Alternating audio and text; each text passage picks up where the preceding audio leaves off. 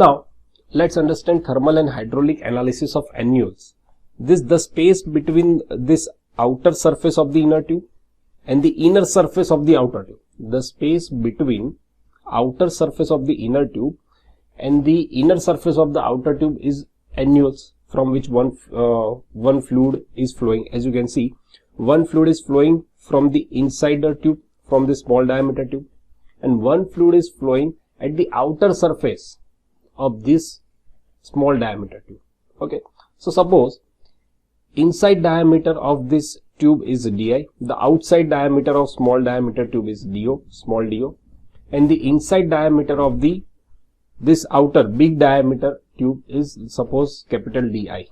Okay, one fluid is flow inside the inner tube and the other fluid is flow through the annular passage. This is the annular passage from which another fluid is flowing. Now it is usually transferred through the wall. We know that the area from which heat transfer takes place is this surface area, the surface area of this inner tube from which heat transfer takes place. So heat is usually transferred through the wall of the inner tube, while the outer wall of the annular duct is insulated. Suppose this duct is insulated so that there is no heat transfer between the environment and between this environment and the tube. Okay, this is the assumption to make calculation simply, to simplify the calculations. Moving on, heat transfer coefficient in the annular duct depends on the ratio of the diameter. The diameter di, means capital Di, the diameter of this big diameter tube, inside diameter of big diameter tube, and the do, which is the outer diameter of this inner tube. Okay, so heat transfer coefficient mainly depends on this di and do, because the more surface area available, then there is heat transfer, the rate of heat transfer is higher because of the shape of the velocity profile. The hydraulic, or we can say that the equivalent diameter, approaches the simplest method to calculate the heat transfer and the pressure drop in the annuals. Okay, so what is this equivalent diameter, or we can say that what is this hydraulic diameter? The hydraulic diameter, we have discussed about hydraulic diameter in our previous lecture as well as in basics of fluid mechanics. So how we can use hydraulic diameter for our double pipe heat exchanger? So in this approach, the hydraulic diameter of annuals is substituted instead of the tube diameter for the internal flow correlations. We know that the hydraulic diameter is 4 and the ratio of net free flow area divided by wetted, or we can say that the heat transfer perimeter. Okay, so this approximation is acceptable for the heat transfer and pressure drop calculation. The validity of hydraulic diameter approach has been sustained by the result of experiment performed with the finned annuli. The weighted perimeter of the pressure drop calculation in the annuals is defined as, we know that the weighted perimeter for the pressure drop. So for the pressure drop, we have to calculate all the surface area which is accessible for the fluid. So the surface area of the inner tube is accessible to the fluid, so it is pi do. The inner surface, it means this surface, so inner surface of the big pipe, or we can say the shell pipe, the inner surface of the shell pipe is also accessible to the fluid, so it is going to be wetted, so it is pi capital Di. So the total wetted perimeter is pi in bracket capital Di plus do. Now the heat transfer perimeter, so that the only perimeter which is responsible for the heat transfer. So we know that the heat transfer takes place at the outer surface of this inner tube. The heat transfer takes place between this fluid which is flowing at the from the annual passage and the fluid which is flowing inside the tube. So whatever heat transfer is going to take place, it's between this wall. So heat transfer is going to take place at the outer surface of the inner tube. So which perimeter is responsible for the heat transfer? It is pi into this do. This is outer surface, the outer diameter of the inner tube. So it is pi into do. This is the perimeter which is responsible for the heat transfer, not for the pressure drop. Okay. The only difference between the wetted perimeter and the perimeter for the heat transfer is capital Di, which is the inner diameter of the shell of the annuals, because we know that for the heat transfer only this do is going to be in picture. So this difference is due to the fluid friction on the inner surface of the shell. However, this is not the case of heat transfer perimeter. Whatever friction is going to take place between this fluid and this wall is not going to affect the heat transfer, since the heat transfer takes place only through the walls of the inner tube, as we have just discussed.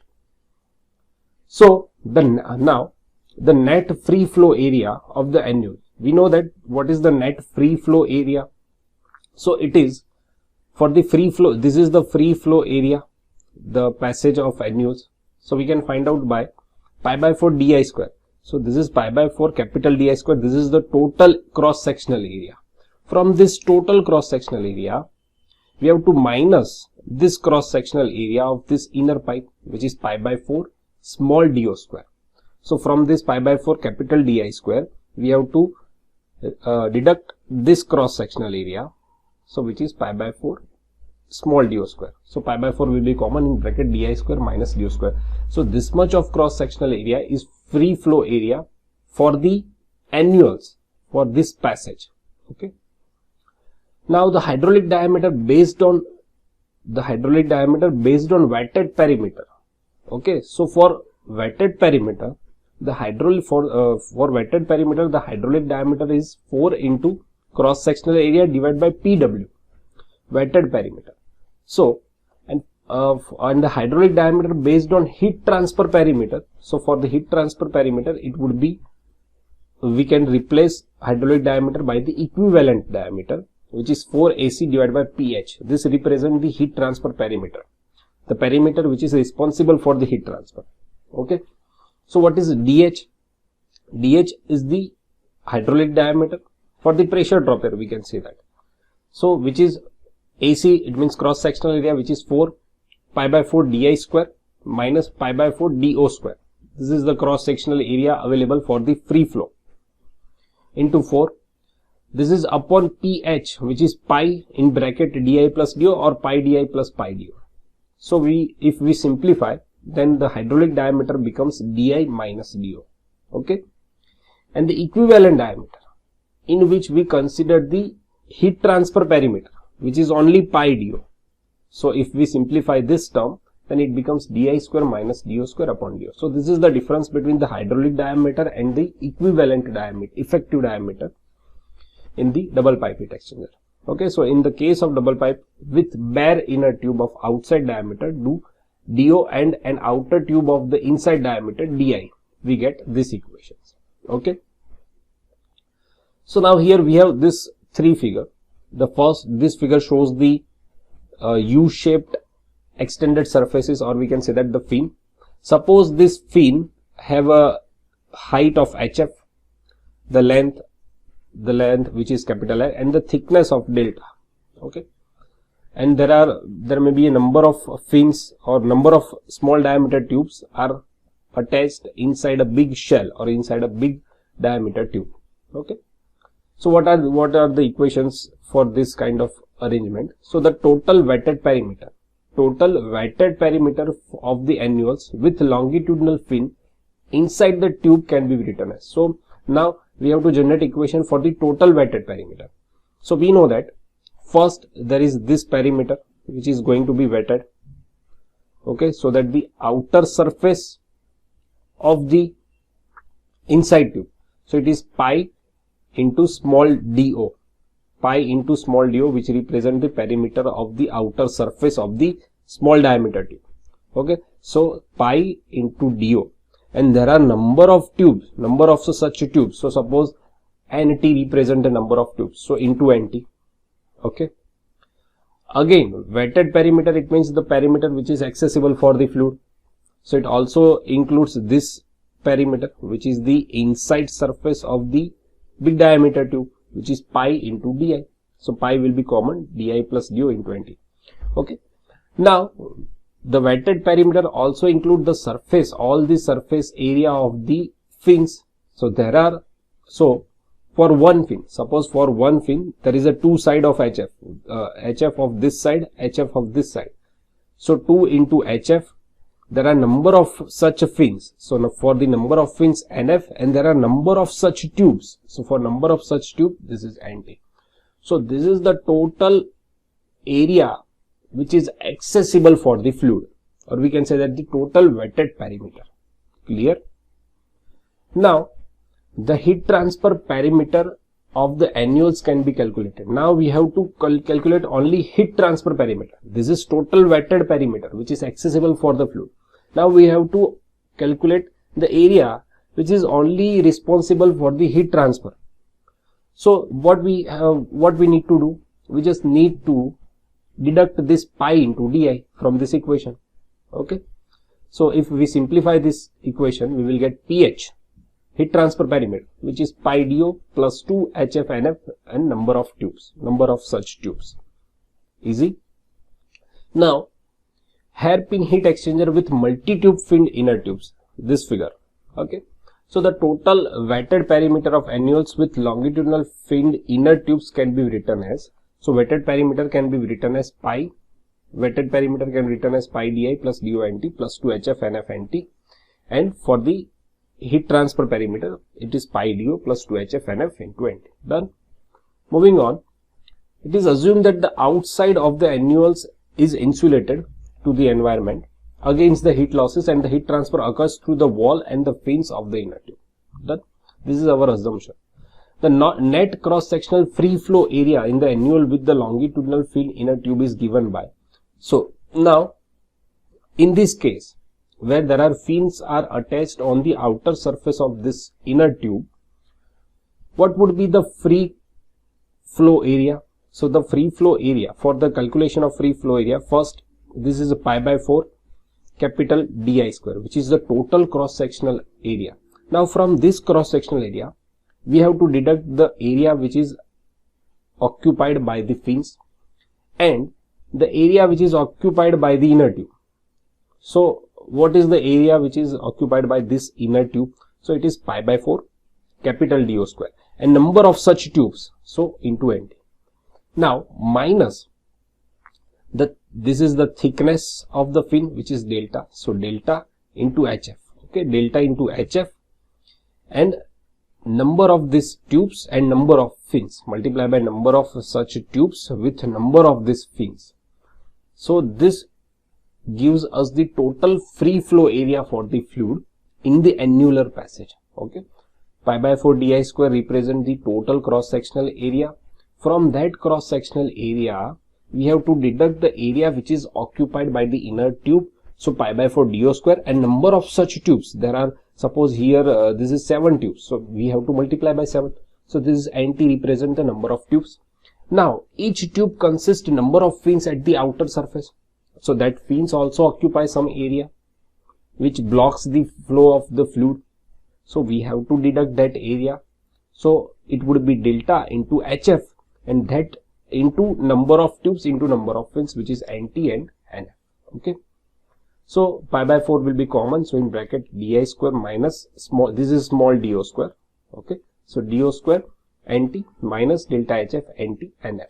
Okay, now for the double pipe heat exchanger of length L, suppose L is the total length, this length including this length, so total length L, unfinned, or we can say that the bare and fin areas are respectively. So for the unfinned, suppose there are no fins, so for unfinned the area is equal to 2 nt. The 2 is multiplied because of the 2 pipes. Okay, suppose this is the length L, so we have to multiply by 2. This is 1 and this is pipe number 2, so 2 number of tubes, the number of tubes, so for number of tubes this is nt. The unfinned area, so for unfinned area this is pi dl, pi do the outer diameter, this is the outer diameter pi dl, so this is pi dl the outer surface. Okay, and number of such tubes, so this represents the total surface area of the total outer surface area of the all tubes, which is pi dl, multiply by 2 for the double pipe. This is single pipe, this is double, so multiply by 2 and this represents number of tubes. Minus, we have to minus what? The area which is occupied by the fin, because AU represent the unfinned area. So minus NF, NF represent number of fins, L represent the length of the fin. This is the capital L which represent the L of length of the fin, multiply by delta. So from the total area, we have to minus this area. This cross sectional area. You can see this is delta into L and number of such tubes. So we will get the sum of this area plus this area plus this area and such a number of tubes. So this is the area of unfinned. It means the surface area between these two fins,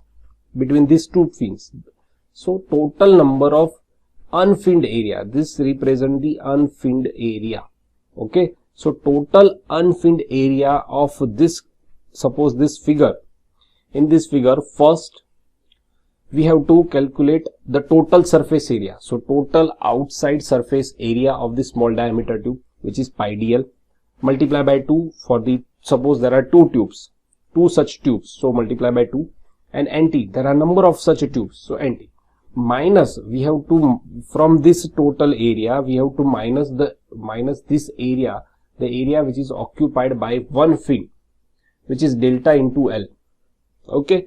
And there are number of fins. So number of fins, also there are multiplied by number of tubes. So this is total unfinned area. Okay. Now what is finned area? So for the fin area, there are 2 for the double pipe, nt for the number of tubes, which contain number of fins, which contains L length, 2 HF, the height of HF from this HF, and this for the another side, this is second HF, plus delta, which is, it's a thickness. So this is total finned area. Okay, the area which is occupied by the number of fins.